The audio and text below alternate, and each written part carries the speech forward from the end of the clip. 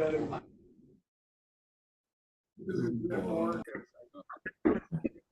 right, shut up, everyone. The College of Complexes is now in session.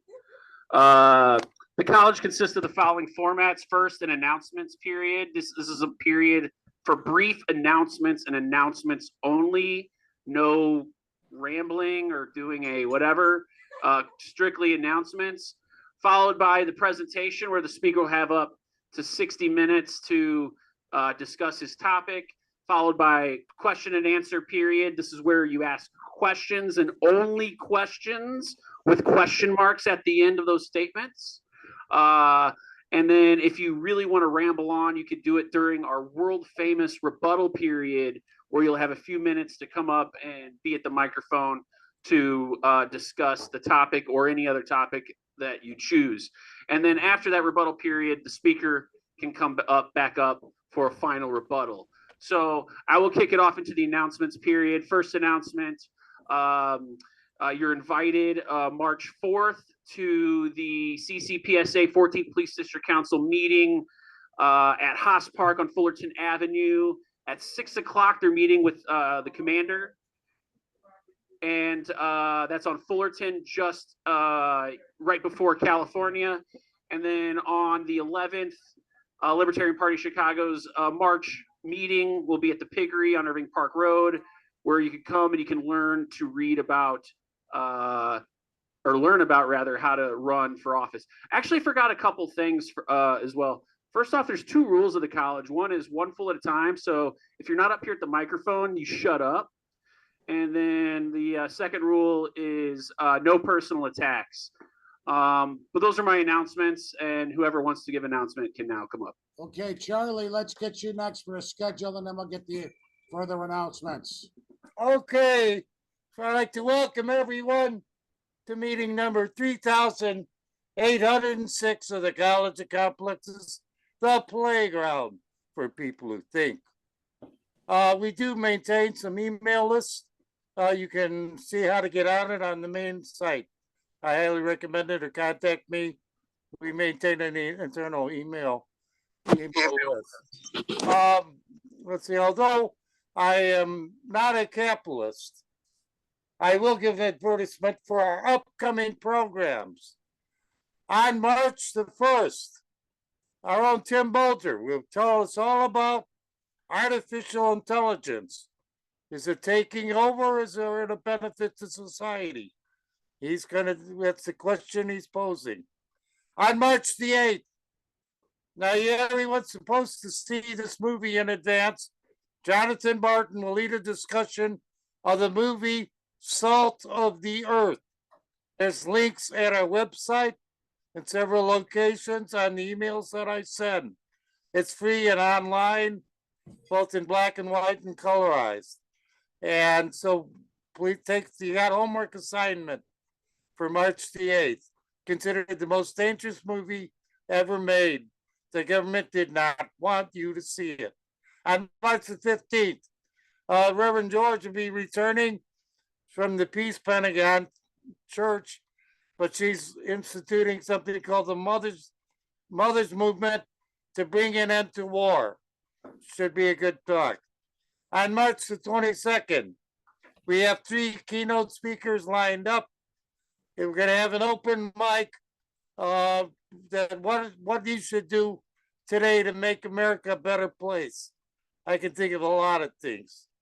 March the 29th, Eric Mao will be returning to discuss features of wealth in the nation and the world. Social stratification, I imagine. That leaves April 5, 12, and 26 are open. Give me a title and a description.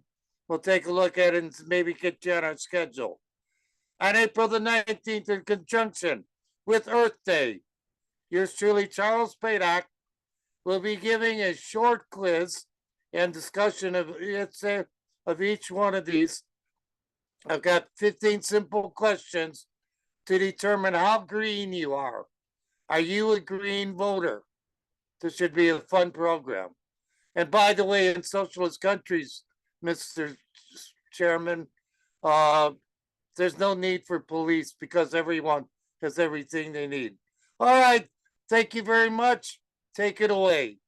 Okay, we start giving away you make your announcement.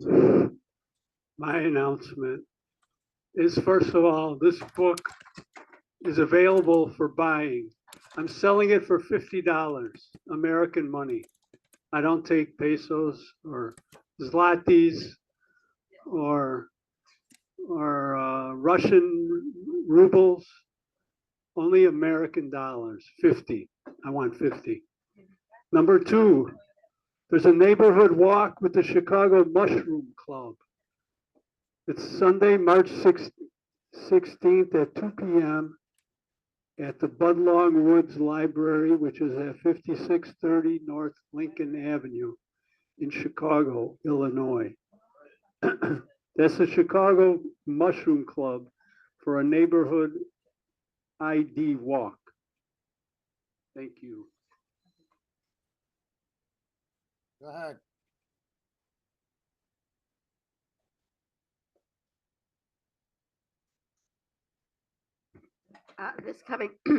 This coming Thursday at 7 on Zoom only. We'll have Abe Scar, who has written a report on artificial intelligence, talking, and Abe Scar is a local guy. He's Illinois representative to PIRG, which stands for, okay, can anybody tell me what PIRG stands for? People's Public Interest Research Group. Public, right, it's very, thank you. Public Interest Research Group. And Abe used to be in Cub, so maybe you will know him, but it's at 7 o'clock and my email is janbudar1@gmail. And you spell Budar, B like baby, O-U, D like David, A-R-T. That's Budart or Bodart. And if you want to come Thursday night at 7 and listen to a talk about AI, you're welcome. And just write me an email and I'll make sure you get the link. What was that organization with again? PIRG, Public Interest Research Group. Okay. I don't know. Sounds like something he would start. Yeah. Okay. Oh, by the way, Ralph Nader's Public Citizen publication has just come out again. So if you want a copy of Public Citizen, please go to ralphnader.com or something like that. It's easy to find. And for $5, they'll send you Public Citizen. Who else is next? Any other announcements? Go ahead.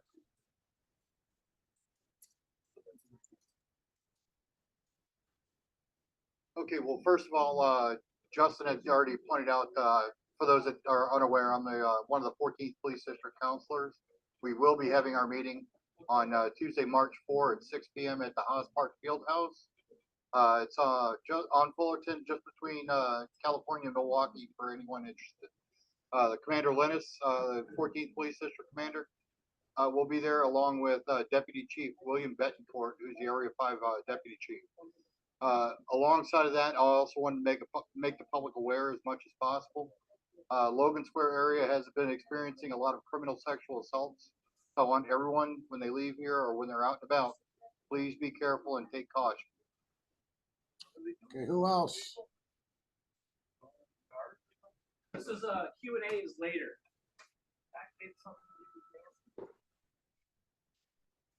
Okay, Justin, let's. Okay, let's get rolling. I got one more announcement actually. The communists actually, the only thing communists did good was cinema. Soviet cinema was pretty good. Ziga Vertov, Sergei Eisenstein, and Andrei Tarkovsky, who became an exile, unfortunately. All are great filmmakers, and funding their work was the best thing that ever came out of the Soviet Union. All right. Right. Culture flourishes under socialism. Anyways, so tonight's speaker is political analyst Eric Mao. His talk tonight, what is the national character of the U.S., a special President's Day presentation. From the Declaration of Independence, the Manifest Destiny, the Monroe Doctrine, and the Trump Doctrine, from slavery to critical race theory, from Give Me Your Tired, Your Poor, to the Chinese Exclusion Act, and HB1 visa controversy, who is the United States of America? Let's please welcome Eric Mao. Thank you, Justin. All right, Eric, your floor is yours. Thank you. Thank you, Tim. Thanks, everyone. Nice to see you. Nice to come back here. And this nice weather. I think we have a warming trend. That's our destiny.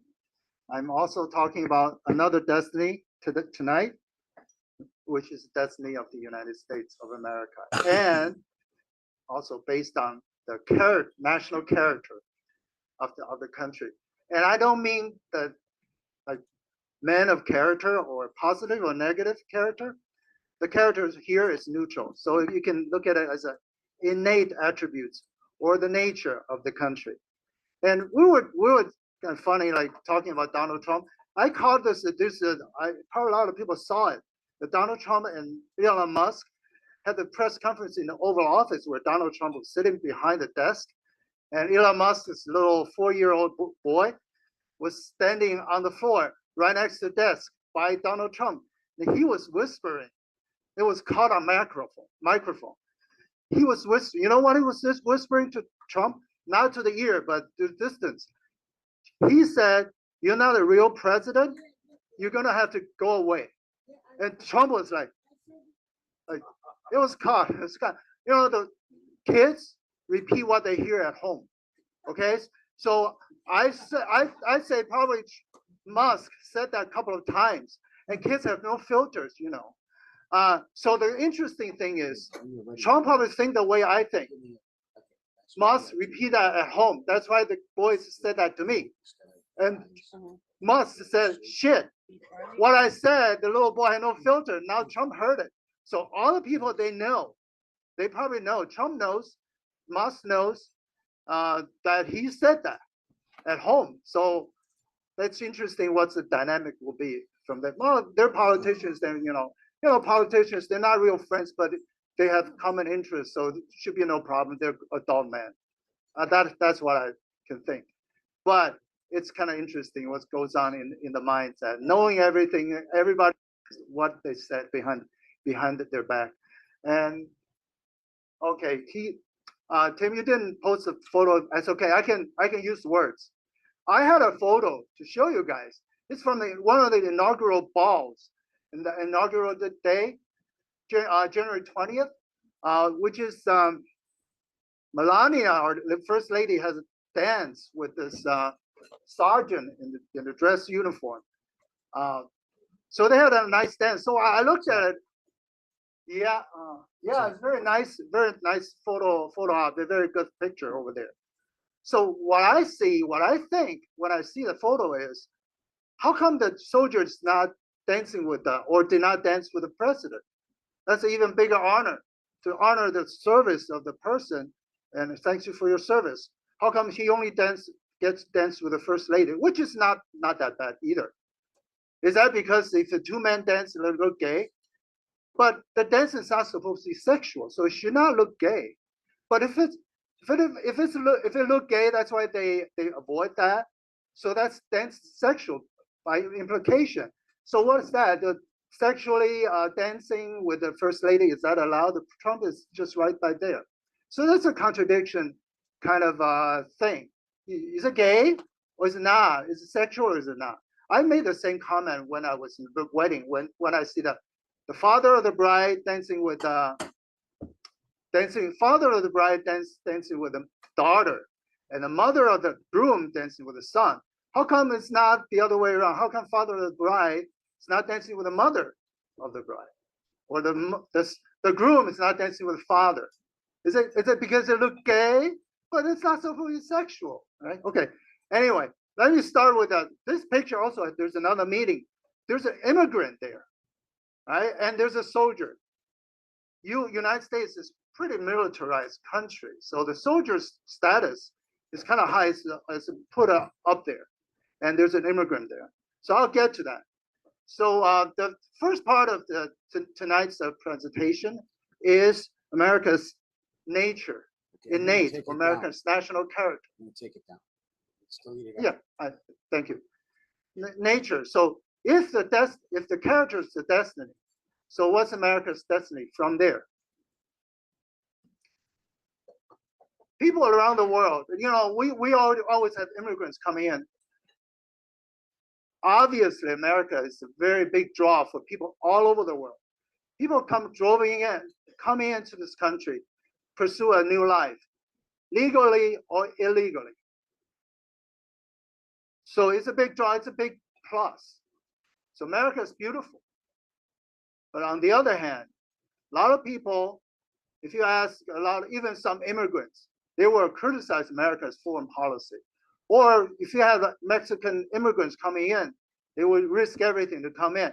But the other Mexicans back home, they will have something bad to say about America or a negative feeling. Out of Monroe Doctrine, if you will. So to me, it looks like a multiple personality disorder of America is suffering from that condition. But we need to, so what I'm doing is to look behind the scenes, under the hood. Why that multiple personality disorder? So we started from the internal. United States of America started with a colony. People came from the old country, from mainly starting with England. They came here to start a new life, to start a new community. But they bring something with them. They bring their legacy, where they came from, England. England was, at the time, forming their constitutional, monarchy. And it was an empire, starting to be empire. So that's what the immigrants brought with them. Well, not only England was an empire, or had the propensity to be an empire. The Western Europe, or you can argue the whole Europe, they're like that. If they're strong, they're going to overcome the weak. They're going to get whatever they can as a stronger country. So if they're strong enough, they go overseas, become empire. That's their legacy. That's their culture. So that was brought to the United States, brought to the new continent. So the people who came here, they share that legacy. They share that culture or civilization propensity. So they have a common destiny in this new land. They're here, it's empty. It's not entirely empty, but it's very spacious. It's practically kind of empty. So they have to learn how to be self-reliant. They have to be able to do everything, take care of themselves. And they also have to, because no one is here to govern them. There's no monarchy, there's nothing. There's no higher class to govern them. They have to be able to do self-government. So that's American character. Self-government, self-reliance, right there. We can see it today. The self-government tradition lasts through today, still alive and well. Also self-reliance. I can see the American lifestyle. They are good with their hands. They can fix up things themselves. They take care of their communities. They rely on their neighbors. So this common destiny is based on American exceptionalism. They have this ideal to come here. They think their destiny is like the famous city upon a hill from the sermon of 1630 by John Winthrop. So they want to be the virtuous community, be a shining example for the whole world. So it's virtuous community. And also when the revolution came, Thomas Paine, the big agitator, he argued that American Revolution provides an opportunity to create a new and better society. If you remember, more recently, 1980s, Ronald Reagan made a speech with a background, I think it was the Statue of Liberty. He made a reference to the shining city upon a hill. So that's tradition throughout. And I would argue it's part of the American nature, character.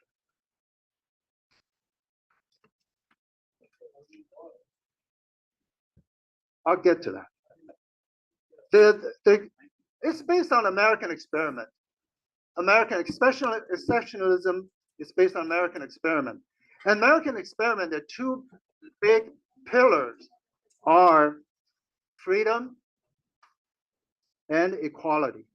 Oh, no. Can we keep the murmur to, please? It's kind of distracting. Thank you. American exceptionalism is based on democracy and freedom, equality as well. But you have democracy, freedom, supposedly equality will come with it. American loves its equality. So we can say three pillars. And also other things, individual rights, especially the speech rights, freedom of speech, and free market. American from day one always says interstate commerce, free interstate commerce, no barriers. And there's Americans are very compassionate because back home they were oppressed. They came here, they have this compression based on their own memory, their experience. But over time to today, we still have the same compassion, but we have manifested it a little different way with a victimhood, with a wokeism. I'm not passing judgment today about these topics, but I'm just wanted to point out it's based on the same compassion from day one as a colony in the United States in this virtuous community. Also justice. That's why America is the three divided powers. One of this judicial branch to ensure the judicial independence. And it expanded into social justice, not just criminal justice and general justice. There's a social justice. It linked with critical race theory of the victimhood wokeism. Again, I'm not here to pass judgment. I'm just saying it's throughout the sense of justice and compassion. That's part of American national character. So that's internal. The external is different. So I mentioned the multiple personality disorders divided between internal and external. Internal is really nice based on all the things I pointed out 5 seconds ago. That's why people are coming in. But people also feel negative about America. Negative is an understatement for the other side of America, which is use force. External is always use force or based on force or threat of force. So America has this based on the virtuous community. You gotta have space for the virtuous community to survive, to thrive. So you have this manifest destiny. You push toward the West. There are people in the West, so they are to be assimilated or eliminated. So that's the ugly side of manifest destiny. But for the Americans, for the people, they feel they can share their destiny with. It's very nice. It's very just. It's very hopeful. And with the manifest destiny, we have Monroe Doctrine. That's for very immediate security requirements. They came up with this. James Monroe's Secretary of State came up with this Monroe Doctrine. He announced it's against the European interference with American affairs. The purpose is to stop increase of the European colonies in America. To stop the increase, I don't know if in their minds, in the long term, they're going to eliminate it. Maybe some did, some didn't. But in the beginning is to guard against America and New Republic from the encroachment of the European powers. In the beginning, it was nothing. The Europeans thought, oh, they don't have credible navy or army, so it's just talk. We can ignore it. And some other American republics, newly independent mainly from Spain. Some are hopeful. They think they think of it as a security, what's it called, a common security organization kind of thing. So America as the biggest republic, they will guard against the Western Hemisphere against the European imperialists. That's what they're hopeful for. But not all of them think the same way. And soon they will find out it's not like that. I spoke about the common destiny, or formerly the manifest destiny. It's very selective. Americans choose who they share that destiny with and who are not to be shared with. That can be shown in the Spanish War, Spanish-American War. As the result of the war, America got Guam, Puerto Rico, and Philippines, but they did not become states. Why? Because the destiny is not shared with them. They're still others. So they're territories, but they're not states. The selection is based on race, nationality, culture, or civilization, if you will. Obviously, they're not the majority. Even Hawaii was the Monroe Doctrine was pushed all the way out to Hawaii, in the middle of the Pacific, so we're way out of the Western Hemisphere, for commercial reasons at the time. Gradually, it became military too because of Pearl Harbor in the middle of the Pacific. But Hawaii was not a state immediately or soon because of Jim Crow. Jim Crow is after World War II, but simply because the racial composition in Hawaii, the islands, are not like the rest of America. They don't want to be in Congress, sitting in Congress with a representative from Hawaii who look like Polynesian? What's it called? So they're now white Europeans. They don't want to sit in the same chamber with them, representing their respective districts. That's one of the reasons. And they pushed it until 1959. After Pearl Harbor, after World War II, after all the trouble, still the Jim Crow was blocking the way because if a state of Hawaii will make a state like a non-white majority, that's not allowed by Jim Crow. So finally, they overcame the obstacles. As a package deal, Hawaii became a state at the same time, at the same year as Alaska. One is a Republican state, the other one's Democratic state. So that's to point out, externally, why do I have the multiple personality? Why would some people have negative feelings toward America from outside? Because the racial view prevents it from sharing the destiny from everyone. And there's a big difference in treatment between people who are in the destiny and who are outside of destiny. And there's a person called Diego Portales.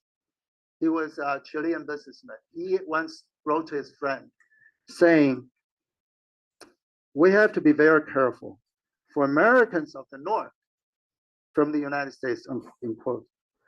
The only Americans are themselves. So that's why when you say America, it's the country.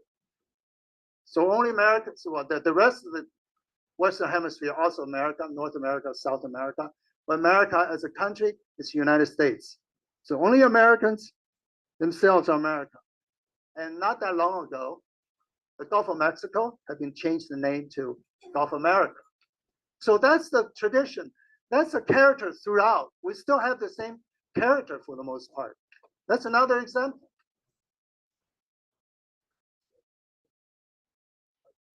So we have initially the virtue, heaven on earth, and against, two, heavily virtuous, two, power. About power, expansionism, to the overall goal of global hegemony. America, Monroe Doctrine, if you will, is not only limited to Western Hemisphere. Its expansion is all over the world. And from the Theodore Roosevelt, it went from the territorial expansion to an influence expansion.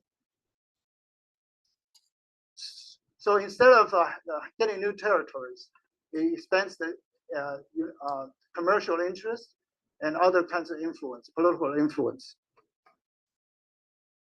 But you say it's departed from the virtue, but we can still argue, or some people can still argue. Actually, it's in the mainstream. It's still based on American exceptionalism. Today's Monroe Doctrine, today's expansionism, still based on American exceptionalism, because we do that for national security. We do that for democracy, for human rights. So that justifies a lot of things. Not that long ago, probably within 10 years, there's an event where Mike Pompeo gave a speech to Texas A&M University. He said, he was former CIA director. He said, we cheated, we lied, we stole. We had entire training courses. It reminds you of the glory of American experiment. And mind you, the values, declared values of Texas A&M University is respect, excellence, leadership, loyalty, integrity, which means what they say integrity is be honest and trustworthy and hold yourself to others accountable. Yet the students there in the audience gave Pompeo a big applause. And also Mike Pompeo himself graduated from West Point, where they say a cadet will not lie, cheat, steal, or tolerate those who do. So, you know, we depart from the virtue, but we still rationalize it. And that's how it goes up to this day. And there are liars, there are people who believe the liars. So there is people who produce the narrative, they're the consumers of the narrative. And the country's security, we all know. By now, I think everybody should know, one country's security cannot be built at the expense of other countries' security. In other words, you make yourself secure, you don't want to make the other country insecure at the same time. That's not real security. We all know what happened in Ukraine. But America, United States is able to do that in Western Hemisphere. Probably not Ukraine. We proved that they can do that, but still a big part of the world. In his neighborhood, United States still able to do that. Hence Monroe Doctrine. And Trump administration, last Trump administration, the National Security Advisor, John Bolton, he once said, we're not afraid to invoke or to use the words Monroe Doctrine. So it's alive and well. And there's a 1940 survey by Life magazine asking Americans what parts 1940 that's about just into World War II. So I asked the readers, what in a survey, what do you think, what part of the world, what part of the Western Hemisphere do you think is worth protecting by America? It's the different regions, Mexico, 69%, Chile, there's a certain percentage, and also include Greenland. So Greenland is the Western Hemisphere, it's America's responsibility, or at least we talk about it, whether we should protect Greenland. You know how Greenland came up in the news recently? You know, Trump wants to, the new administration wants to get their hands on Greenland. So again, this multiple personality or the Monroe Doctrine or the expansionism or the force-based foreign policy throughout, right? To this day, Greenland, the same places came up again and again throughout the century. Panama Canal, right? Trump wants to get the Panama Canal back. So the same old neighborhood, it's the old neighborhood, old places different times, but the same reason, want to get them back. Also, another split between inside and outside, external and external, is a trade policy. Inside, we have the Constitution to make sure the interstate commerce is free of barriers, but not that much international trade. We have all kinds of sanctions. The comprehensive sanction, the 25 countries in the world are under comprehensive sanctions by the United States. I'm not counting those partial sanctions, the comprehensive sanctions like Russia, like Cuba, North Korea, China. So there's a lot of protectionism through all kinds of measures. Most notably is the tariffs. So again, it's an inside and outside totally different treatment. So people say, well, not people say, well, it's George W. Bush said, they hate us because of our freedom. You know, I think there are other reasons too. So we have gone through the destiny. We've gone through the character. So what's our destiny? Based on the character, or mostly based on the character. You know, we have this cultural war going on. Gets a lot of news coverage. And my prediction, my view is that will be like a pendulum. It goes right, left, right, left. Ultimately, it doesn't really matter. I mean, it's not critical. It doesn't threaten anybody's life. Some people are uncomfortable with how things are. They rather go back to a certain era. Some people want to go forward to a different era. So it just go pendulum, back and forth. Like Trump's in power. Now it's like no woke, no transgender. Well, he said that in federal government policy, there are only two genders, that sort of thing. He wants to eliminate all the affirmative action, which has been going on since Kennedy, you can argue. So it's a pendulum. I can see in a couple of presidential terms later, if not sooner, the pendulum will swing to the other direction. But actually, ultimately, it doesn't really matter compared to internationally. But internationally, it doesn't go pendulum. It goes straight, like the history, world history. Also, economic policy. You have eras where robber barons, they were going big. And then you have Theodore Roosevelt, trust busters, to turn it the other way. And then you have Harding saying America's business is business. It's less regulation, more free wheel kind of capitalism. And then you have Franklin Delano Roosevelt, New Deal, with a lot of regulations, a lot of government intervention. And then you have Ronald Reagan. Government is not the solution, government is the problem. And then you have democratic governments like not so much Bill Clinton, but the Joe Biden. Now you have Trump, who wants to deregulate, shrink the size of government. So that also, the economic side, also like a pendulum, swing back and forth. But there's one thing. Remember, democracy and freedom are two pillars for American exceptionalism. And democracy is in danger now. Why? Because equality.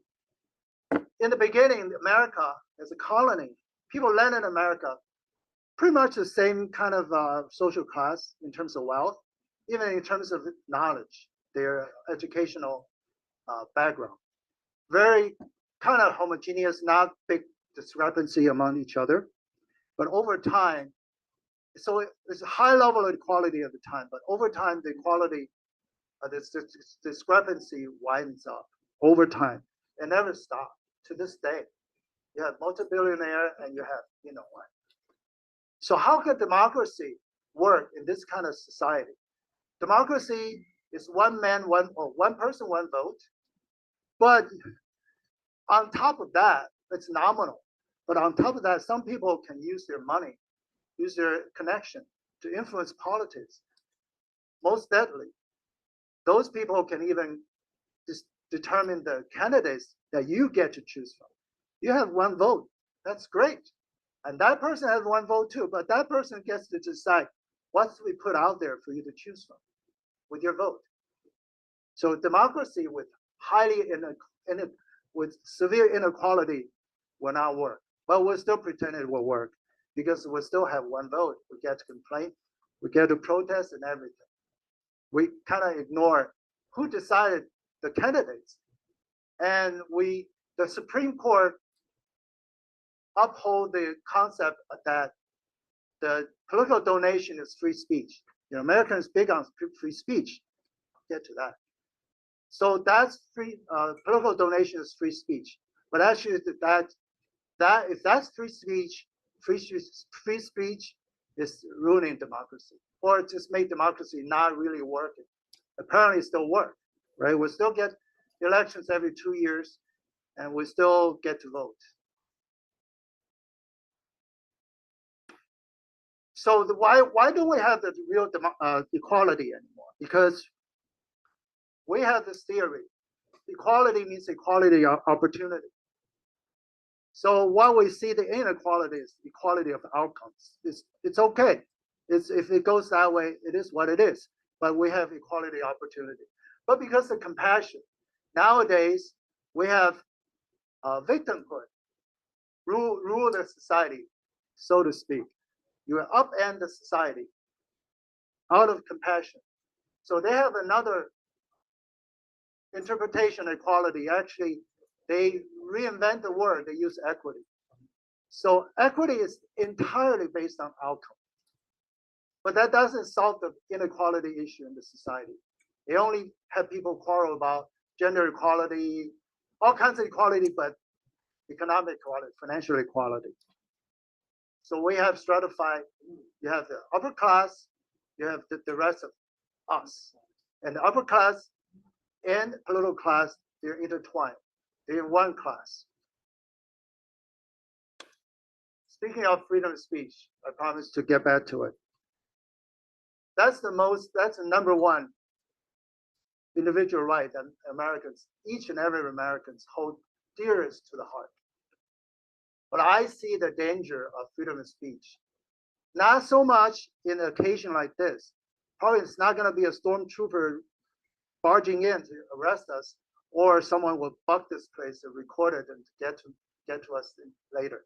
Not to that extent, but the social media.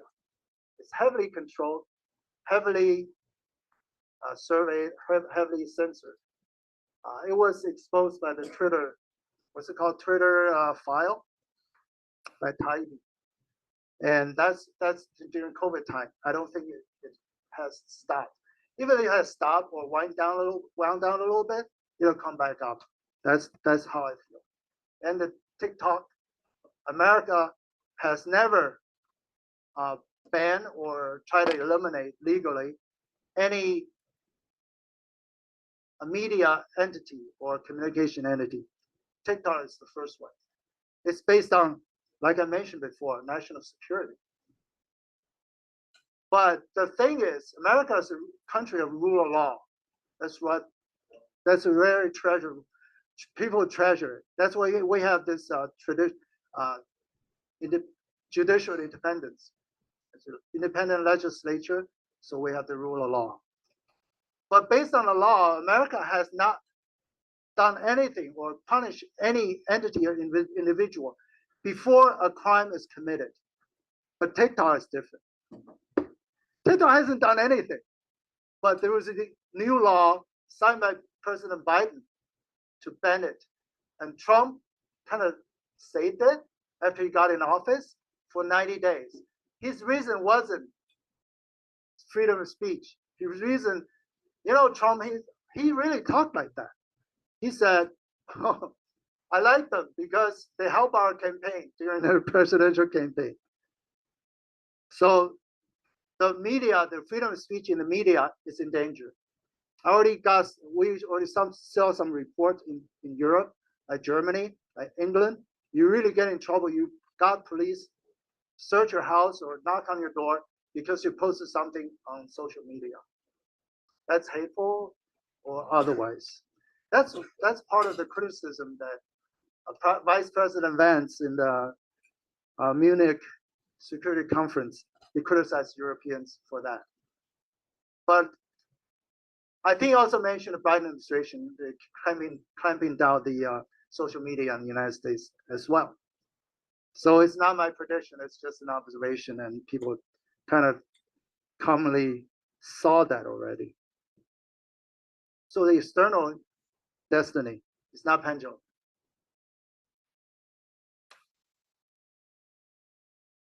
America has the manifest destiny. From virtue to power, as I mentioned, now is considered fulfilled. So that's exciting time. We have fulfilled our manifest destiny. So here comes the next phase of this country destiny. Like I mentioned, the democracy is cracked. And we have massive inequality. So what's the next phase? International. Donald Trump and his Secretary of State, Rubio, said the future is multipolar world. America's multipolar world, their interpretation is the world is not just one hegemon, global hegemon. It's multiple hegemon, each have their own neighborhood. For America, it's in the Western Hemisphere. It's nothing to do with equality or international democracy. It's nothing to do with multilateralism. So it's still hegemony. It's nothing to celebrate about. It's also recently, you can see the new administration, their new direction is to offload some of the obligations to its traditional allies in Europe. I don't know, we'll see. I'll see Japan and South Korea later, but definitely big time in Europe. And the first thing he wants to do is have a truce with Russia, and also the NATO members, other European countries, will raise their defense budget to 5% of their respective GDP. So Americans are offloading the obligation to save resources, to pivot to East Asia, namely China. That's their new that's the new destiny, and also more focused back on also related to China. And the Western Hemisphere, they want Greenland.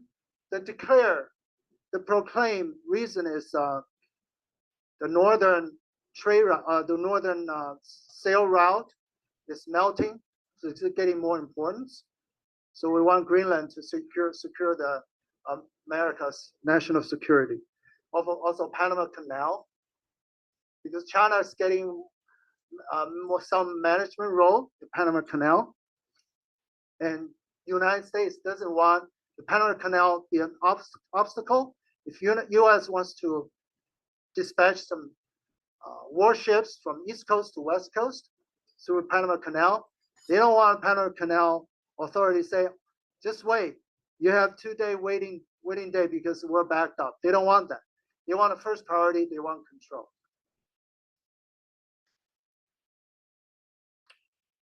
So namely the destiny internationally for America, for the United States, is the new world order, which is multipolar world with multiple hegemons, local, regional hegemons, as opposed to, let me give you a contrast. The real multipolar world, the rest of the world that's envisioning, is not like that. It's different. It's no hegemon. Everything's things are done unilaterally, not multilaterally, not unilaterally. But that's not that's not a multipolarity that America envision.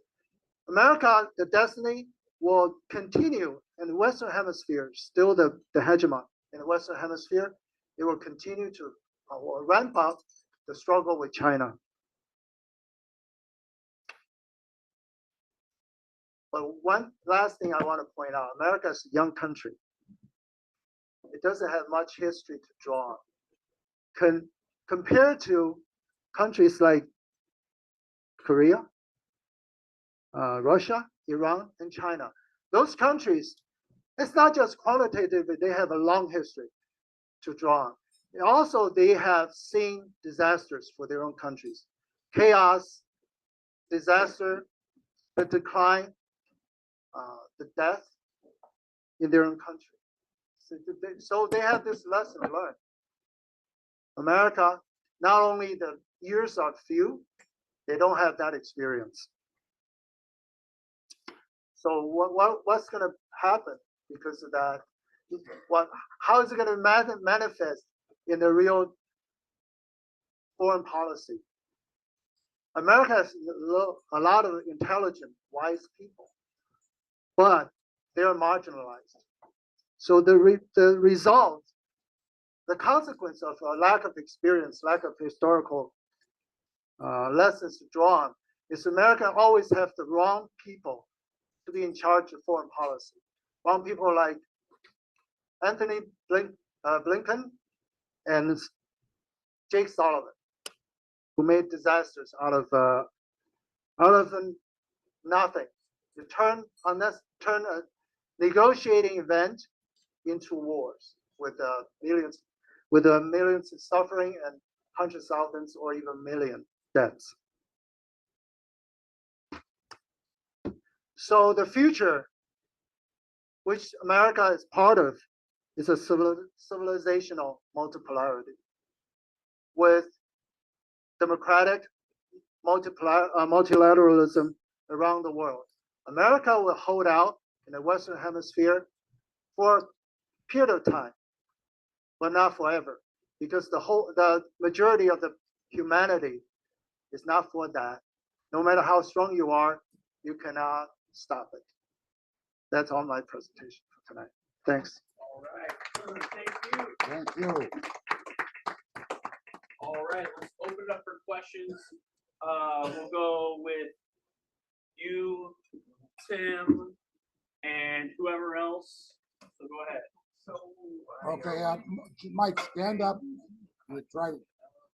Just let him do what he does, Tim. He's getting ready to answer the question. You know, if people don't want to be on camera, stand up. I can repeat the question.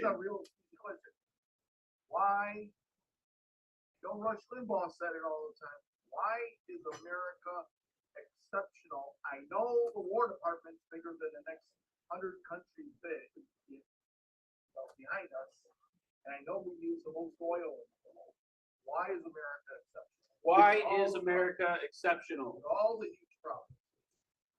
Because we still have democracy, and still alive and well, and we have freedom. We still have freedom of speech, for example. Freedom, a lot of things. Compared to other countries, I'm not being sarcastic. America still have those two, solid. All Western Europe. All right, you get one question. Are you finished answering, Eric? But those two have been undermined. But nominally, we still have those two solidly. So you can still argue, or some people can still argue, American is still exceptional. All right, next question is going to Tim, and then we'll go to George. Okay, I've heard it said that great empires start, they grow, they have a period of where they kind of mature, and then they kind of mature later on. I've heard through the work of a gentleman by the name of not Thomas Friedman, the economist, but one guy who runs an organization called Stratfor, which is he wrote a book called Forecast for the Next 100 Years, and he describes America as an adolescence. As an adolescent boy swinging from one way to another. I'd like to know if you have heard of him before, or what particular take you might have on the point of view I just asked about. Yeah, I try not to use that analogy. I heard that analogy. There's some truth in it, and I heard about that book. That's on my to read list. Yeah, I think any analogy will hit some point But when you use it formally, you're kind of going to the rabbit hole because people can poke hole in it. But you have to say analogy is only for one point, but people will try to get to you from other points. So I avoided that. But I recognize that. It's like an adolescent. When you're losing, when you feel disadvantaged, you try to find scapegoat. You try to do underhanded way, and all the like you throw tantrums. So I can totally see that, and I disagree. I agree with that. All right, we'll go to George and then we'll go to Charlie online. Okay, George, when you're ready, let me get you on camera. Tim, your mouth is full of food. I know. It sounds weird when you watch the videos, like online, Okay, by the way. George, go ahead. Do you think America is on the decline and Trump is just trying to restore America? I think in terms of hegemony, Americans on the decline. It's losing the primacy. It's even Marco Rubio, a big neocon, acknowledged that. And Trump is not trying to reverse it.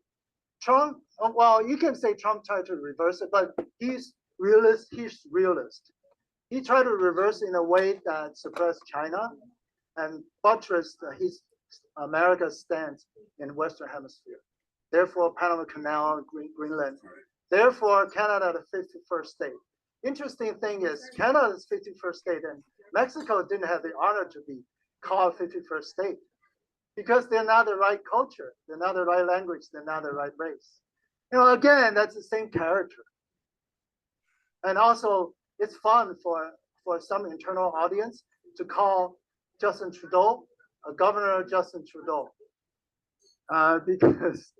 because Justin Trudeau is known to be a leftist. So for internal right-wing audience, that's really fun to hear.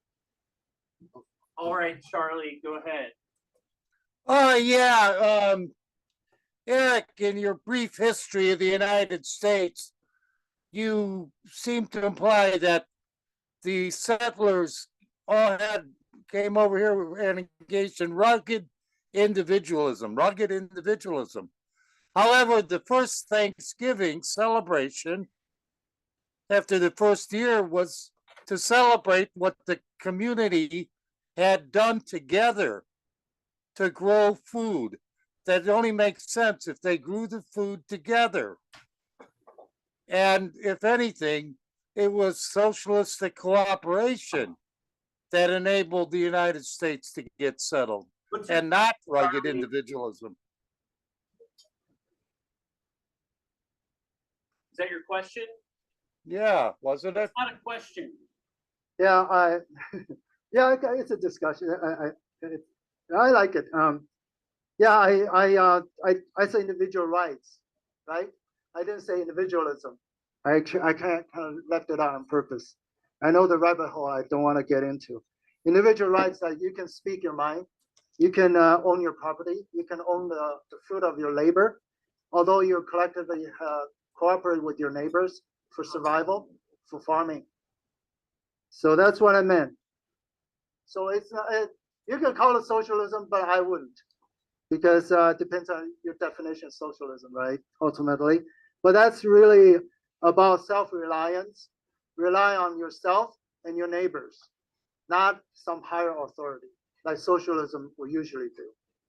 All right, we'll go with Dan. Okay. Or you didn't mention this. You didn't mention that American government money the patent being sold, tariffs, whatever. Money from the port, New Orleans, for the first 80 years of their life, they're getting 90% of the price to use as taxes for patent. You also didn't mention slavery. Can you say something about that? Yeah. All right, slavery and cotton. Can you say something about that, please? Yeah, yeah, cotton. I can imagine that because in the old days when America was still a agrarian country society, you rely heavily on for federal revenue. rely heavily on tariffs. There was no income tax.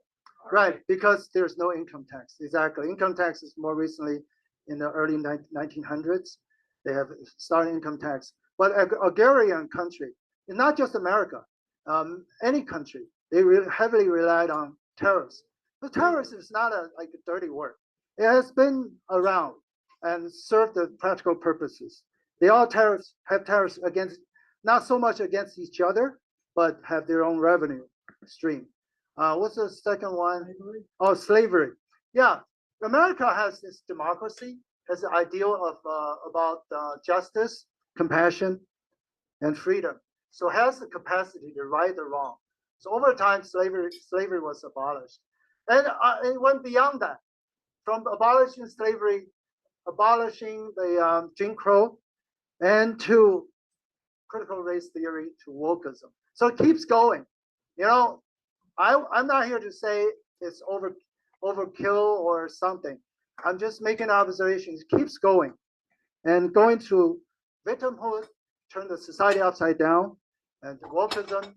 And now it's turned back a little bit with the beginning of Trump administration. So I can see that it's a stream back and forth. But everything has a moderate. You can go overboard. It's going to cause some backlash. It's going to go back. But slavery, thanks to America's self-correction mechanism based on freedom and democracy, it corrects itself, and the character of compassion and justice. All right. Who else has got a question? We can go to George for round two. The migrants who came over the border came from 150 countries. Do you think they want to be like us? Our values? That's why they're coming here? They came here for new opportunities, a better life. Over time, they will think about if they want to be like Americans. And I'm sure some do, some don't. Some just want to feed their family and just pay their taxes, be left alone, have a better future. So if you are implying the question of assimilation, it's just like any other things. If you have people of different mindset, different disposition, they will go for different things. Some are just not very political. They just want to have a better life. Some may not want to be like American. Some see the outside of American from inside. They will voice some outcry. I ran into some of those.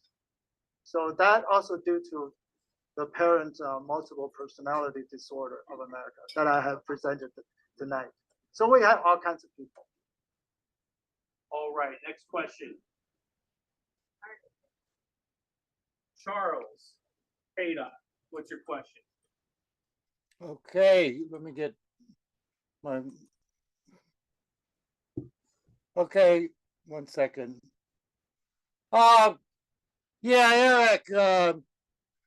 First, the Spanish came along and colonized and conquered.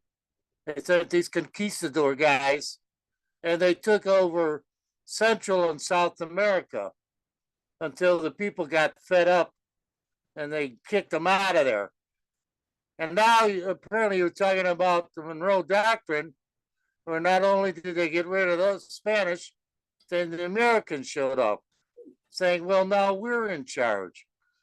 Aren't these countries now saying, it seems to me, especially Brazil and Venezuela and other countries are saying, Yankee, go home. Isn't that what they're feeling right now?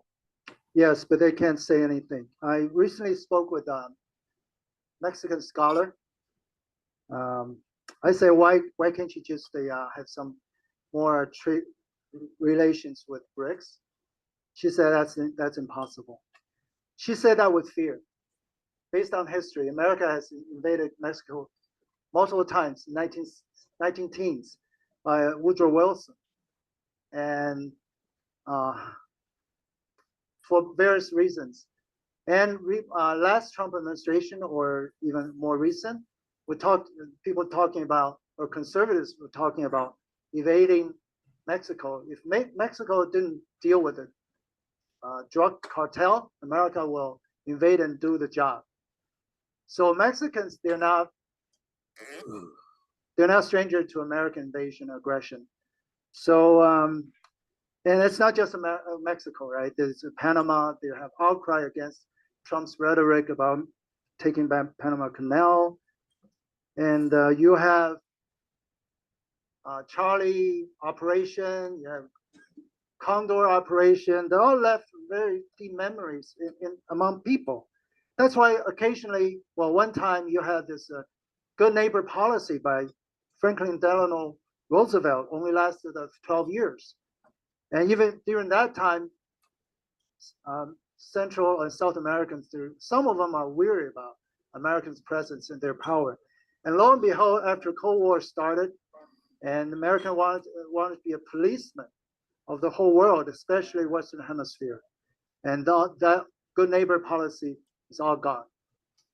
Now it's nominally, the Gulf of Mexico is changed to Gulf of America. What kind of message is sent to Central South America? They fear, but they can't do anything. That's why America elsewhere, they can't get away with care about their own security or their allies' security at the expense of the other side's security. But in Western Hemisphere, it can. And it can with very little risk. In other parts of the world, like it pushed Russia too hard, like during the Ukraine war, which is still going on. Russia, Putin's keep drawing red lines, like the capacity of certain weaponry, the range of certain weaponry. If you go over, we'll consider you at war with us, and we will use any means to repel that, including nuclear weapon or a tactical nuclear weapon. So he repeatedly said that, and repeatedly it was proved that he was bluffing. But you run the risk with that kind of arrogance, thinking you can get away with building your own security on the insecurity of the other side. It's very dangerous. It's very consequential. All right. Question over here. Yeah, I wonder if I'm going to change the name of Mexico to the Gulf of America. What are we going to do with the confused fish now that the Gulf of America is now, or the Gulf of Mexico is now Gulf of America? We're just fish them up and eat them. All right. Ernie, do you have a question? No. Charlie's got another one. Charlie, you got a question? Yes, it's this Gulf of Mexico, Gulf of America. I don't understand. Is that to control the reason for drilling for oil, claiming the oil in the area? And are they trying to take over the nations of the Caribbean, including Cuba? Right, it's natural resources, namely oil and natural gas, and also it's like a message sent to the rest of the Western Hemisphere, along with Panama and Greenland. It's a political gesture as well. Do you think China owns that sea off the coast of Asia? Canada owns the city. China. China owns the city. What? Can you repeat that? Off the China Sea. Do they own it, or does it belong to Indonesia and Philippines? Oh, Indonesia. Let's say Malaysia. The former prime minister said to a reporter in an interview, Malaysia has been neighbor with China for over 1,000 years. Yeah, never had problem. But when the Western Europeans came, more recently 300-400 years ago, we immediately had a problem. And Indonesia has a good relation with China. A lot of countries in that region, Asian country, to be exact, they know their position. They know the world. They're not dumb like Jake Sullivan. They play the game. They don't want to be on either side. They just want to do business. That's why Indonesia's economy in recent decades, it's been booming. I am very bullish about Indonesian economy, and China has did some infrastructure, namely the high-speed rail from Jakarta to their new capital or planned new capital. So It's economic. It's not geopolitical, but United States, this side, they try to make it geopolitical. United States has the attitude or policy, you're either with us or against us. But for China or the general BRICS country in general, those countries with civilizational foundation, they don't look at it that way. We are partners when our interests coincide.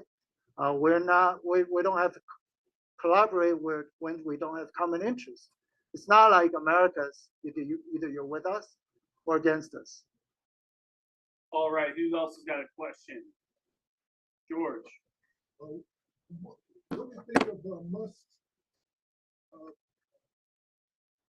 the DOGE program? It's cut down all these soldiers. All right, the Musk Doge program. How does he feel about it? It does discover a lot of waste and dirty stuff, like the 200-year-old Social Security recipient. But I want to point out that's more geopolitically related. You know what other thing that Doge or Elon Musk discovered in Defense Department? They discovered the thrust to weight ratio of the engines on F-22 and F-35 are overblown. Not by little. It's right from 11 to 6 in reality, or 12 to 9 in reality. So America is known to have the best technology, military technology, the biggest, the strongest military, the biggest budget, and it's overpriced as well. So that's part of the Doge. So there are good things that come out of it. Definitely, there's incontroversial good things. The other things are controversial. I'm not here to pay my judgment on it. And but I think in my mind it's pretty exciting because you get to learn new things every day, literally every day. All right. Any other questions? Yes, sir. We talk about pendulum development of the board. All right. Well, and however, you said it's destiny. Pendulum is a process, but I could hear what's the destiny. Right. The pendulum is also a destiny. It goes back and forth. That's your destiny. You're not going to go out of it. You just go back and forth. Partially. The other part is inequality. It's not a pendulum. It just keeps expanding. The inequality is enhancing every year. And it'll undermine democracy. It's also not a pendulum. It's a one-way street. And internationally, the multipolarity is one-way street. America, from what I can see, will never go back to the global hegemon. That's one-way street. It's gone. But what America is trying to hold on to is Western Hemisphere hegemon, also to suppress China, to prolong its dominance in many fields around the world. But it recognizes it cannot be the hegemon like it used to be, like just came out of the Cold War up until 2020. All right. Charlie. Charlie. Yes, I went to vote recently, and I noticed that they had voting information in about half a dozen languages. And the United States is a nation of immigrants. Unlike other countries that have been one culture for sometimes centuries, the United States does not have, you even claim that we have one national character, yet we're comprised of about 100 or 200 different nationalities. Now, it can't be one or both. How can you ascertain that we have one national character when look around this room? Everyone has got a different heritage. Actually, it's a very good question. It's not only because America has immigrants from all over the world. Any country you can, if you look at it, if you look inside, there's always the differences, differentials. People with different ideas, different mindsets. What I say, national character, is to distill the important parts, the one that dominates, the one that's mainstream. Whatever the dynamic inside is, I wanted to distill and point out the mainstream, which determines the direction of the country, the personality of the country, the character of the country, and will influence the future of the country. All right, I mean, how about we open up to rebuttals now? Let's, I'll give everybody 5 minutes. I'll give the first rebuttal. All if right, you let's don't thank our mind. speaker. Give the second. We'll open All it right, up to rebuttals. You're gonna get 5 minutes. Come on up when you're You ready go to ahead, go first. All right, then you get 5 minutes. Let's thank again our speaker. I think he did a nice job tonight. Yes, thanks, Eric. Good job. I'll say this twice. Do not trust electronic media. Say the second thing. Do not trust any electronic media. Our speaker here mentioned 2 items tonight. 2 items tonight. Trump has figured out that he can control the media very effectively without putting a lot of time into it. So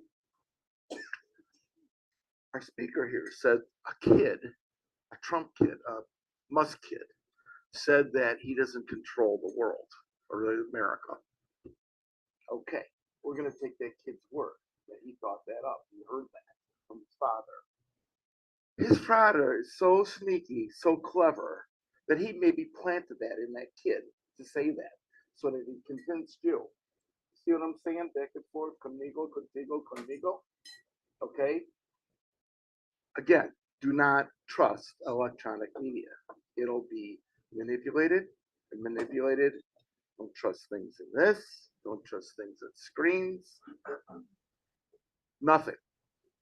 We have to go back to print media exclusively for those because it's traceable. You might think it's a joke. Look it on the walls. Those have lasted for decades, those headlines. They have to be freaking true, or else they're going to get busted, or they're going to get sued. This stuff, never. They never retract stuff. Never trust anything, especially American media. Is a joke now.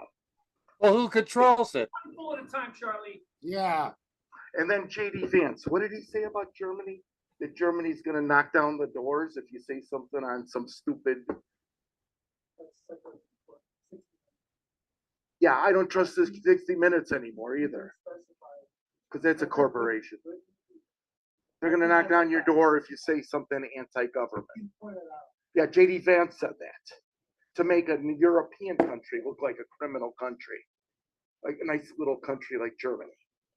Like we fought till the union for that, now you're that. So they're claiming that they're a fascist state again. J.D. Vance, the second in command of this corrupt country. All right, hey, it's not your turn, buddy. Huh? You met with the fascist party. Gosh. Leader. Vance? Yeah, When he said that? no, yeah, when you were saying it, yeah.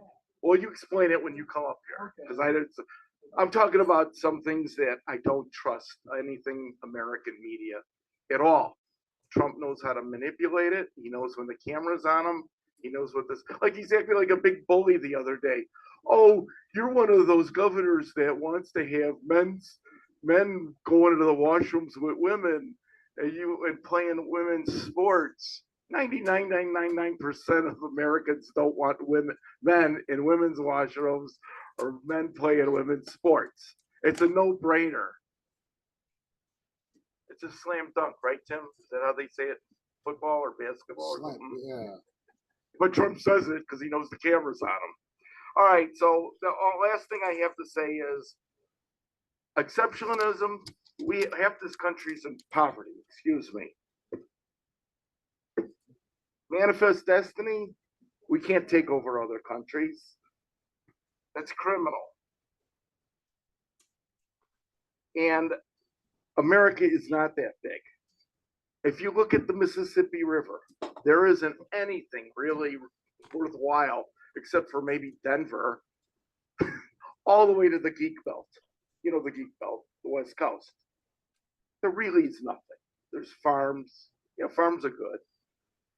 Deserts, mountains, deserts. There's really nothing between the Mississippi Rio and the West Coast.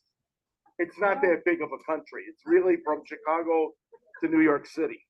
It's most of the country. The South, which is another story. Again, don't trust anything on any electronic media. Thank you. All right, George, you're next.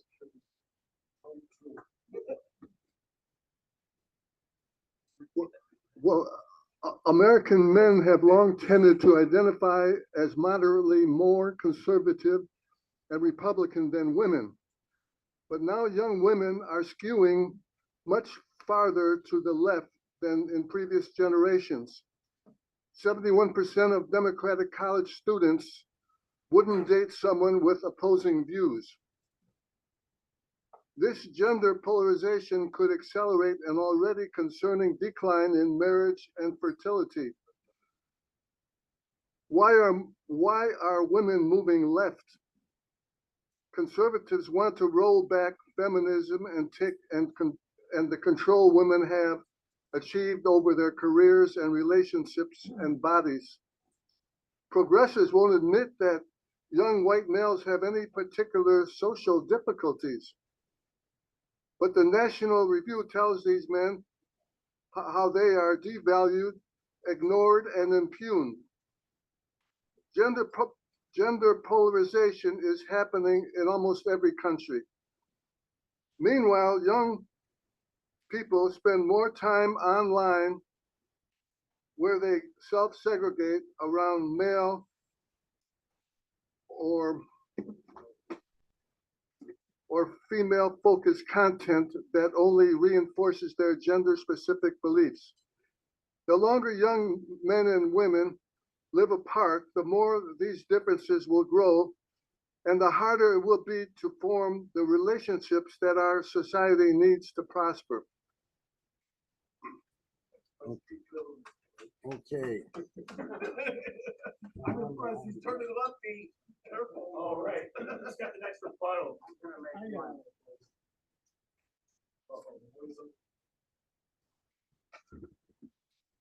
We heard a good speech tonight from Eric Mao on the qualities of American exceptionalism. You know, one of the reasons, you know, we have a lot of wealth, we have a lot of resources, and we've generally prospered in the world. And yet at the same time, we've seen the rise of hate groups. We've dealt with the deluge of slavery. We've dealt with the scourge of racism, as well as many other ills. But the thing is, America, and the United States in particular, was born out of an idea. The idea was equality of men. Not just equality of men, but later on, the equality of women as well. Our Declaration of Independence said all men are created equal, driven, and given by gifts of God that all should, well, anyway, you get the idea. The point of the matter is that sometimes we forget where the source of equality is. We are all equal in the eyes of God. We are all equal under the eyes of divinity. And we've got to realize that much of our wealth, much of our material good, and much of our material well-being, as well as our place in the world, comes from above. And that means we gotta, you know, we can't keep looking at these worldly things that we so burden us down. We've seen just in the last 25 years a rise in what I call the self. the elevating ourselves to a godlike status. We think that every one of us is an individual. We think that we run the world. We think that we as individuals have a special place and set ourselves above others. The point of the matter is we are all equal under the eyes of God. We are all equal under the eyes of what I consider the Lord. My contention is this. One of the reasons we're seeing so much trouble today in the United States is we've forgotten that fundamental principle that we are all under God. We are all sinners. Not me. Charlie, knock it off. And we are all flawed creatures subject to, with free will, that means we can choose either evil or good. It is my contention, therefore, that one of the reasons America has some good roots to stand on, but those roots were divinely inspired, as it says in the Declaration of Independence, with a firm reliance on divine providence. And I think that's what America is forgetting. What can we do about it? Well, I think if we all start really admitting to ourselves that we're not our own person, that we live in a community, that we need to start respecting each other, respecting each other's views, and respecting our divine creator, I think we're going to see a lot better America, not just in our governance, but, you know, living with each other. And that, my friends, is only going to take a national spirit of what I call repentance, what I call of humbling ourselves a little bit more, bringing God back into the public square. I'm not saying that you favor any religion. I'm not saying you favor any type of faith. What I am saying is that we need to bring the eternal back into the United States consciousness, be aware that our actions have consequences, and that we start loving our neighbor as ourself. Thank you. All right, thanks, Sam. All right, we'll go with Charlie, then we'll go with Dan. Okay, first of all, I'd like to thank Eric for a very interesting political analysis. Now, I got a degree in history and I taught it and I study it all the time. And I believe the basic question tonight is, what is the national character of the United States? Now, I remind you that for the better part, almost 150 to 200 years, we were an agricultural nation. And the history of the United States is a history of real estate for the purpose of farming and settlement. And follow pursue. First, they crossed the Appalachians, and then they poured further west. You mentioned that. There's settlement for the purpose of agriculture. Now, it was a rural population. Now, things began to change. The national character began to change in the middle part of the 20th century. We suddenly were becoming, you see, an urban nation, a nation of cities, with industrialization and factories, the transformation of the economy. The agricultural thing has almost disappeared, become a corporate entity. I'd say it ended in about 1950. That's what I mean. Now, we also think the American character in the early days was the figure of the pioneer. Like here, we're the land of Lincoln the frontiersman, who went out into the wilderness. But that's no longer the situation anymore. And that's what I think the current situation now. It's changing. We got a new national character, and with this multinationalism kind of approach to a culture and an economy, a homogenization of the American character. I gave the example, no matter where you go in the United States, you're likely to see the same franchises in operation. So there's some people that try to say the United States has regions. They're somewhat interesting. I even was going to do a talk on that. I've got a book where a guy claims there were 10 regions. I don't believe that's the case, really. You may make an argument for the South, perhaps. They've always been kind of peculiar on their own. 15 states, and there's about 35 other states that they don't seem to ever have cooperated. Anyhow, that's my take on the national character. I'm going to talk about three things. Number two, the notion that I as a federal employee, I had in a position that the media is controlled. I had a job where I went around to different agencies. I never saw one department who had any authority to control the media. And there's no such thing. It doesn't exist. There's 1,000 channels on cable, countless numbers of radio stations. Print media has always been independent, 50,000 books a year, 55,000 now. And now we bring in the internet where virtually anybody can publish anything for little or no expense. And then you say, well, and the other thing is, I spent many, many years, I have media guides to the United States. It's a stack of books several feet high. And I go, who could control all of these editors, reporters, broadcast executives, and someone controls all these? How do they do it? Where's the headquarters?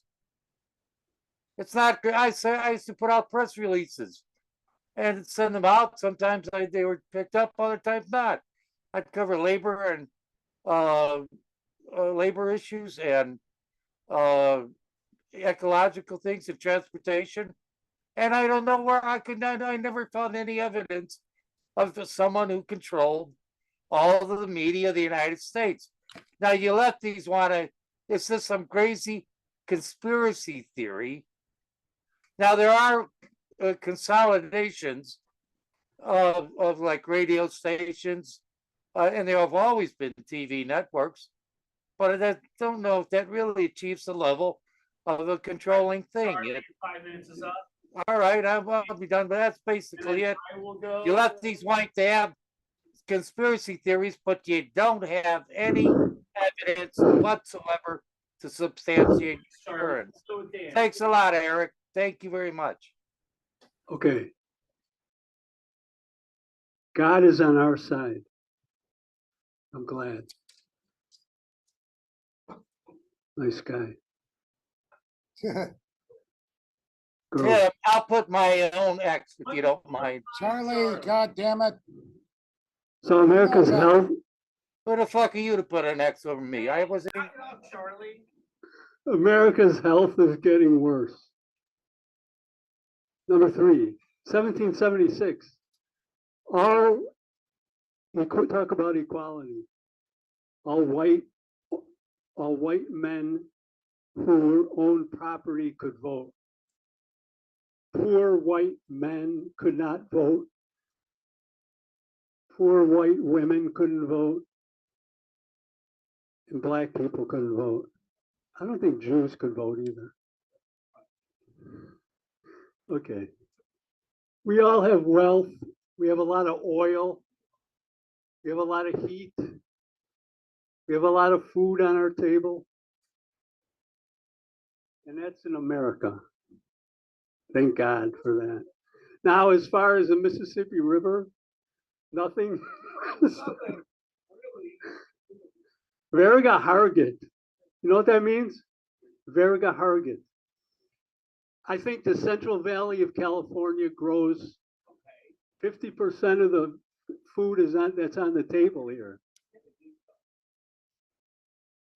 Yeah, San Joaquin Valley, it's called. Yeah. Okay, Vance met with the Nazi Party of Germany. Now, what were they saying to each other? yeah, you can come over to America and get some people for your party. And the guy will say, ja, das ist gut. Ich gehe nach Dienstag. I'm going on Tuesday. That's what it means. As far as social justice, compassion, Musk wants to cut Social Security. I don't know how much compassion that is. Poor old people, sick. And good luck finding a job. As far as moving west, the soil was wearing out in Virginia, Maryland, South Carolina, Delaware, Massachusetts, Maine, Vermont. So they had to move west to find good soil because the soil was wearing out. They kept going. They didn't. They had boats. They could go over the river. They're very advanced. So help immigrants if you can. Drop off a shirt, a coat, or some shoes that you don't need at your local church or synagogue or imam for your mosque. If you ever go to a mosque and pray to God, and we can all sing Kumbaya together. Thank you.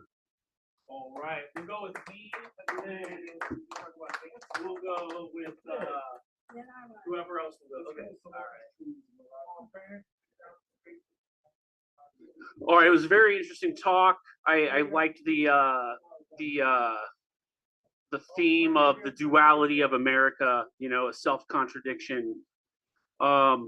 Regarding Musk and his son, the emperor has no clothes. That is a very revealing moment, and certainly Musk is getting the benefits of his large donations to help get Trump elected. Eric mentioned George Winthrop. You know, the American colonies were especially founded by religious dissidents who wanted to escape Church of England and so forth. And you brought to the colonies a diversity of, diversity of religious thought, a sort of really compared to England, unregulated marketplace of ideas. And later that manifests itself with Thomas Paine when he wrote The Age of Reason, which is a defense of deism. So there is a lot of diversity of thought in the early Americas prior to the revolution.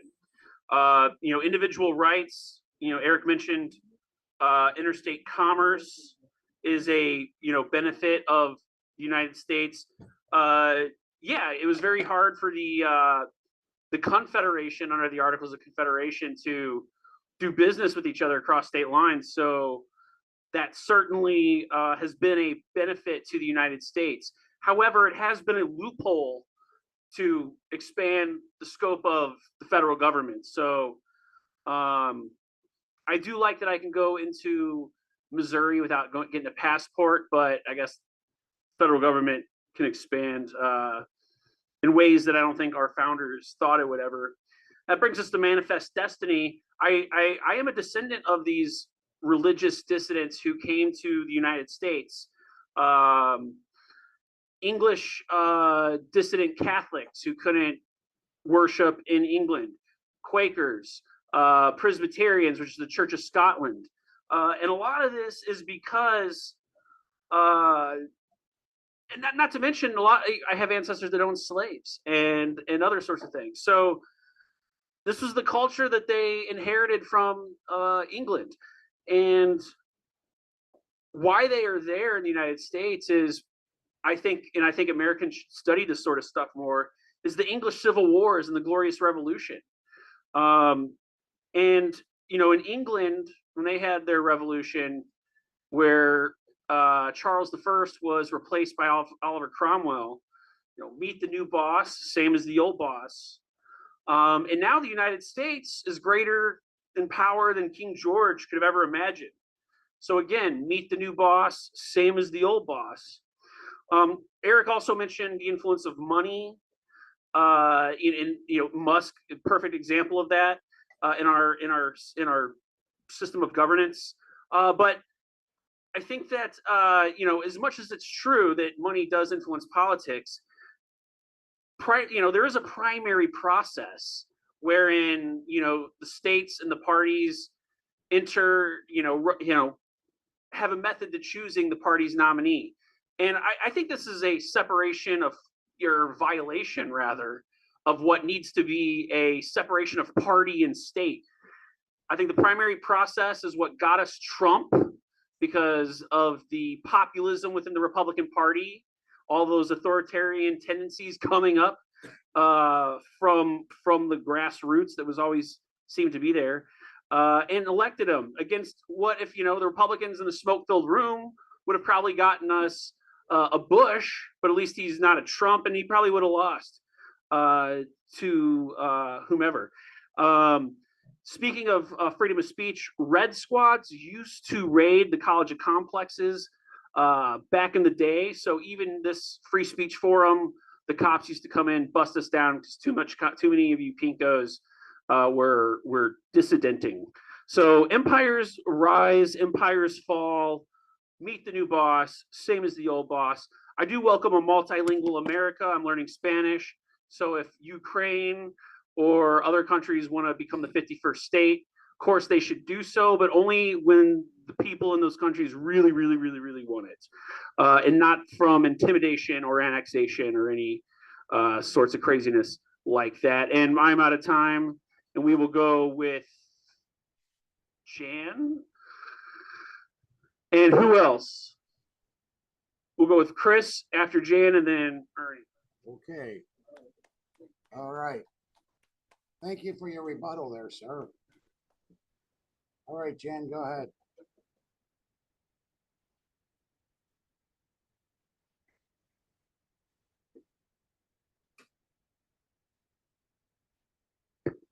I have to admit that I'm offended by free speech because I was raised in the area of the United States between the Mississippi River and the West Coast. I lived in Reno, Nevada as a child. I lived in Phoenix, Arizona, and I spent my very formative years in Salt Lake City. So there we are. And I also wanted to mention the fact that I was reading something online, and it was talking about the most scenic places in the United States. And it turns out that Oak Creek Canyon in Arizona is #1. Nobody disputes it. It is the most beautiful ride in the USA. And of course, it hasn't been neglected. Sedona was placed there. When I was a child in Phoenix, I don't think there was any Sedona. It was called Oak Creek Canyon, and my father used to travel there and tell me what a great place it was, but he never took me, and actually I've never made that drive. So that was my first rebuttal. And the second one,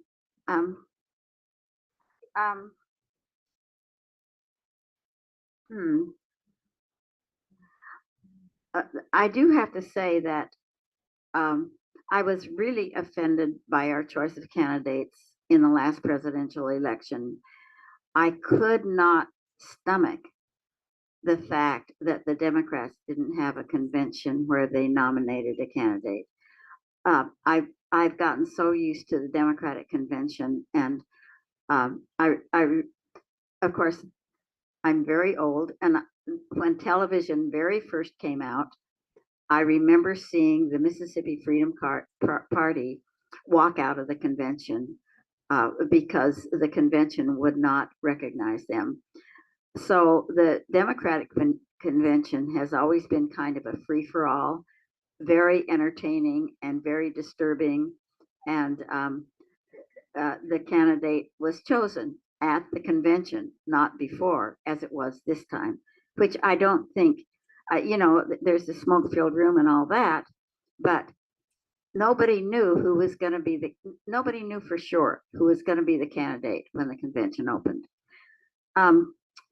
Okay, and then I wanted to talk about women in the United States and how they fit in. I can't even begin to refute what Frank says because he's thought about it, I guess, more than I have. But the thing that has impressed me lately, and this was before the election of the Trumpery, I was appalled by the female cabal that runs the Department of Energy. A person whom I really seriously disliked became Secretary of Energy, and I have offenses against her that go way back, although I never lived in Michigan.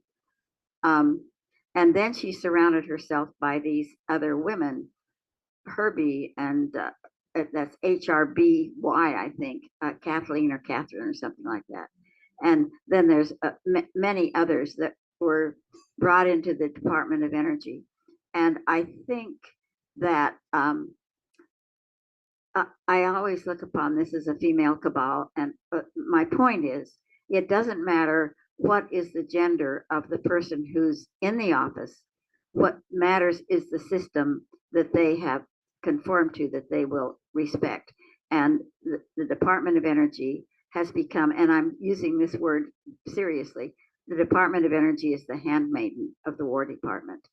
And many of the expenses that go into our energy department should really be attributed to the War Department. And then I wanted to say something about, I'm going back to the area between the Mississippi River and California again, but we got a lot of uranium there, and the people there have made huge sacrifices unintentionally. The Tri-Valley Downwinders are all out there north of Nevada, and they're suffering and dying from cancers and from radiation sicknesses, and they're passing it on to their kids. They're passing the illnesses onto their children through DNA. All right, we'll go Chris, Ernie, and then the gentleman who's calling in on the phone. Thank you. That's Jake.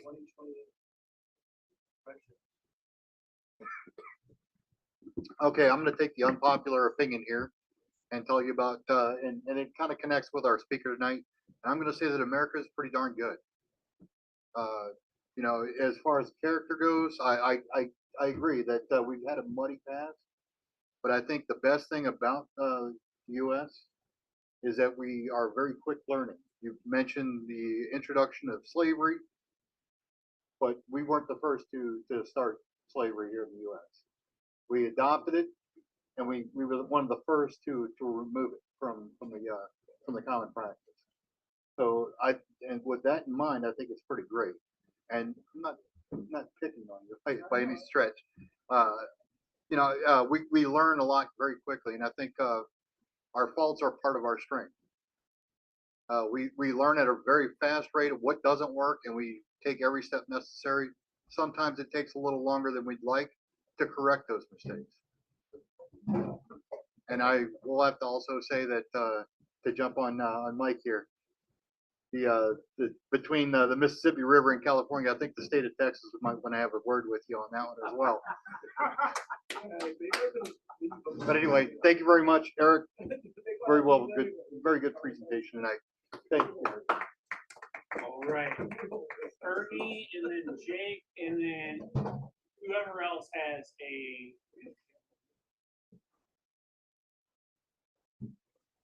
Sure.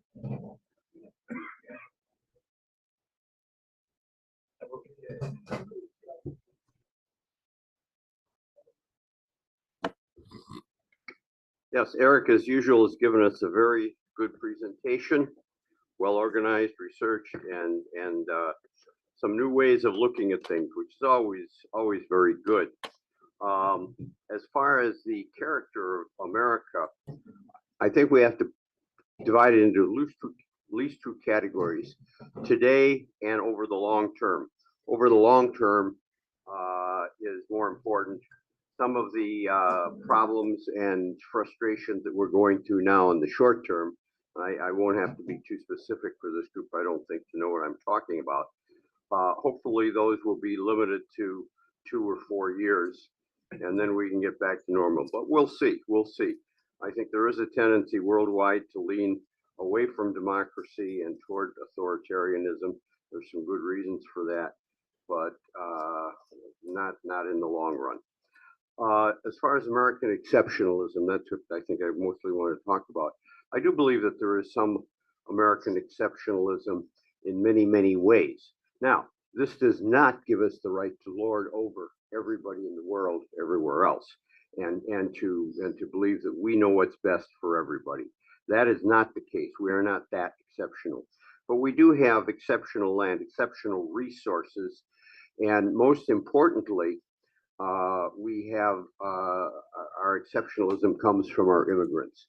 There's been a country of immigrants from the beginning, and they have always, if we look at the history and the data, immigrants are always more productive and more creative on an average than those of us who were born here. Those of us who were born here take everything for granted, and it's much more difficult to work up the energy to do something new and risky. Immigrants, on the other hand, left their homeland and the comfort of their homeland, even if there were problems. There, in many cases, were problems in the homeland. It was still comfortable. You were still amongst people you knew in a place that you knew. And to get on a boat or a plane and go somewhere totally different and start over takes a lot of guts. And these people are therefore ready for risk and ready for hard work. And a lot of America is built on that. And I'm biased a little. My parents were immigrants, and my dad was an immigrant, and did a lot in the scientific community during the early space programs that we had. The one major exceptionalism that we have that people kind of pay attention to us for is not even so much our very, very big and strong military, but the fact that we have so much disposable income. We're rich. We've got lots of income to spend on all kinds of things, including plastic shit, and which such as is made all around the world. People want to sell us this stuff, and so they treat us nicely, even if they are not very happy with us, and think that we're very, very self-centered and very egotistical as a country. Short remark on socialism. Somebody would imply that either you're a socialist or you're something else. All countries, I believe, in most of the way throughout recent history, all countries are blends of socialism and capitalism, a little communism, a little authoritarianism. They all blend in different ways in different countries. And that's who we are and who these countries are, is a blend of all of these different systems.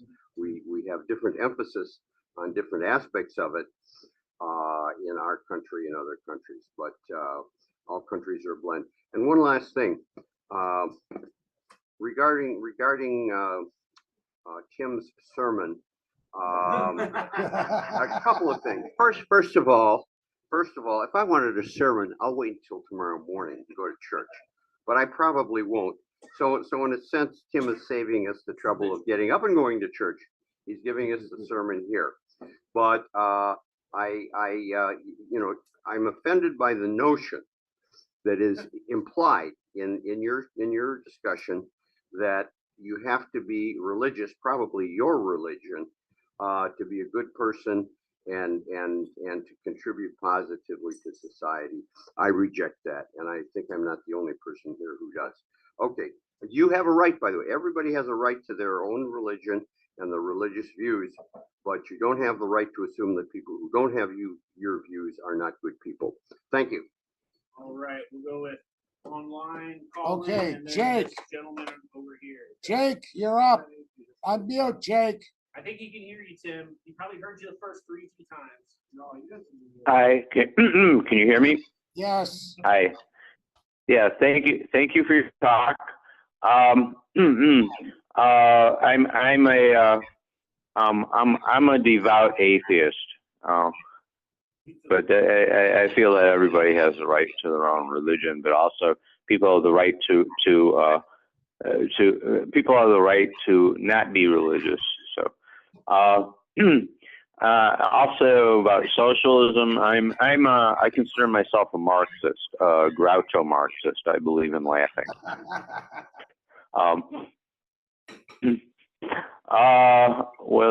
In response to what Jan said, I do have a comment about that. Yeah, I found it kind of annoying that Kamala Harris was essentially anointed the candidacy.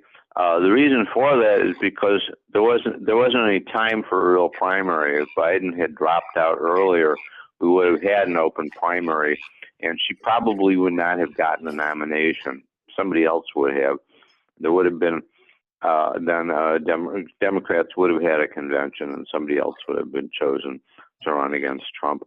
But my feeling is that being the case, I'd vote for anyone over Trump. I'd vote for Ronald Reagan over Trump if he were the candidate. I really mean that. I think that Donald Trump is Donald Trump as an existential threat to the Constitution. Things that he's done since then, fired a member of the Joint Chiefs of Staff who'd been there for 20, 30 years. He was a career military man, and he fired him because he wouldn't do his bidding. He's surrounding himself with people who who do his bidding. That's the first criterion. It doesn't have to be qualified. Just someone who will do what he asks, what he tells him to do.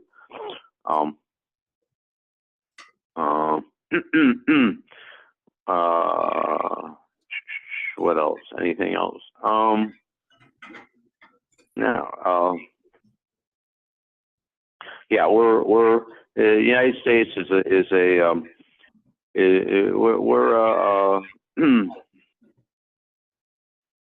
we're a country of character and a country of immigrants, and we're kind of a hodgepodge of cultures, and that's what makes us good. So, all right.